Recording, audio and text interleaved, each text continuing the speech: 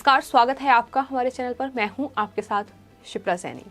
पंजाब में प्रधानमंत्री नरेंद्र मोदी की हत्या की साजिश मामले में एक के बाद एक बड़े खुलासे हो रहे हैं और अब इंडिया टुडे का एक स्टिंग ऑपरेशन सामने आया है, जिसमें पंजाब पुलिस के अधिकारियों ने कई बड़े और चौंकाने वाले खुलासे इस पूरे मामले में किए हैं।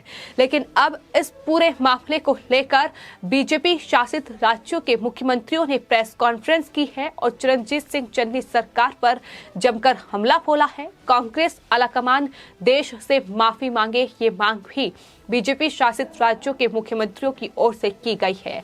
आपको बता दें, उत्तर प्रदेश के मुख्यमंत्री योगी आदित्यनाथ, असम के मुख्यमंत्री हिमंता बिस्वा शर्मा और साथ ही महाराष्ट्र के मुख्यमंत्री देवेंद्र फडणवीस ने इस पूरे मामले पर प्रेस कॉन्फ्रेंस की और चरणजीत सिंह चन्नी सरकार पर हमलावर नजर आए। उत्तर प्रदेश के मुख्यमंत्री योगी आदित्यनाथ ने मीडिया से बातचीत करते हुए इस पूरे मामले को प्रधानमंत्री के खिलाफ खूनी साजिश करार दिया है और कहा है कि कांग्रेस पार्टी अपनी इस गलती के लिए देश से माफी मांगे। ये मांग सीएम योगी के द्वारा की गई है। उन्होंने कहा है कि जो प्रधानमंत्री की सुरक्षा में पंजाब में सेंध लगी है, वो दरअसल सुनियोजित साजिश थी और चन्नी ने नियमों का पालन नहीं किया, लापरवाही बरती गई।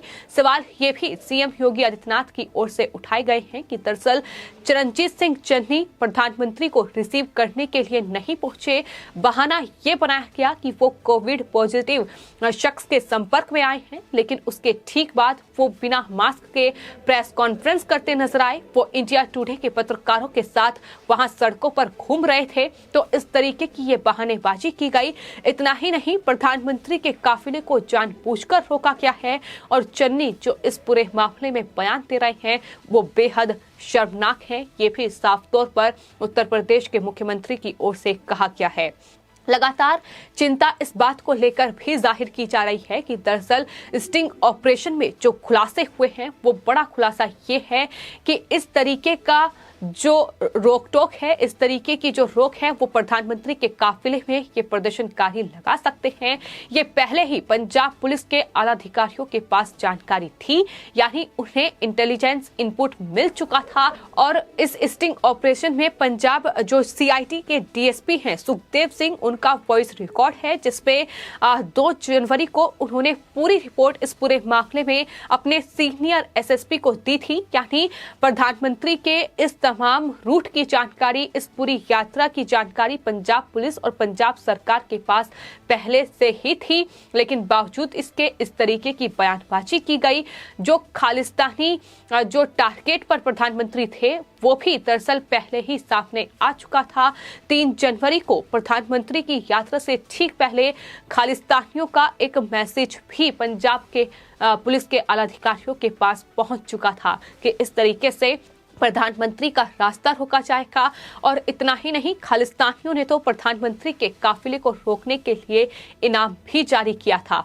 ये तमाम खुलासे साफ तौर पर बयां करते हैं कि किस तरीके से ये पूरा सुनियोजित षड्यंत्र था प्रधानमंत्री को रोकने के लिए। प्रधानमंत्री के खिलाफ प्रधानमंत्री की हत्या की साजिश रची गई थी और यही तमाम चीजें असम के मुख्यमंत्री हिमंता बिस्वा शर्मा की ओर से भी कही गई हैं। उन्होंने कहा है कि इस पूरे मामले में मुख्यमंत्री चरणजीत सिंह चन्नी जो है वो जेल में होने चाहिए, वो सलाखों के पीछे होने चाहिए, क्योंकि जितनी बड़ी लापरवाही पंजाब पुलिस ने बरती है उससे कहीं ज्यादा लापरवाही जो है वो चरणजीत सिंह चन्नी ने बरती है। और इतना ही नहीं, उन्होंने तो तमाम जो कांग्रेस पार्टी के तमाम नेताओं के ट्वीट सामने आए हैं, बयान सामने आए हैं, उस पर दरअसल चरणजीत सिंह चन्नी सरकार को घेरा है, कांग्रेस आलाकमान को आड़े हाथों लिया है। हिमंता बिस्वा शर्मा ने कहा है कि ये कांग्रेस आलाकमान चरणजीत सिंह चन्नी की मिलीभगत करके ये साजिश प्रधानमंत्री के खिलाफ है, क्योंकि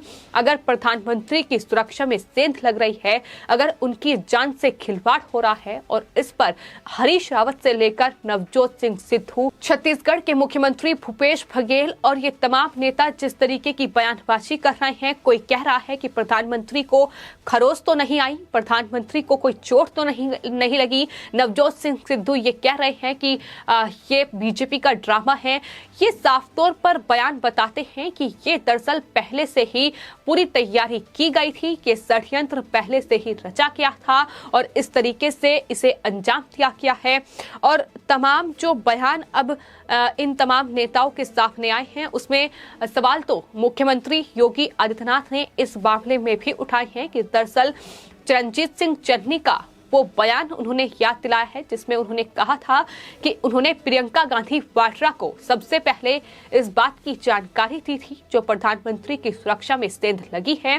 सवाल सीएम योगी, हेमंता बिस्वा शर्मा और देवेंद्र फडणवीस की ओर से ये साफ तौर पर किए गए हैं कि आखिर प्रियंका गांधी वाड्रा कौन है, आखिर उन्हें ब्रीफ क्यों किया गया।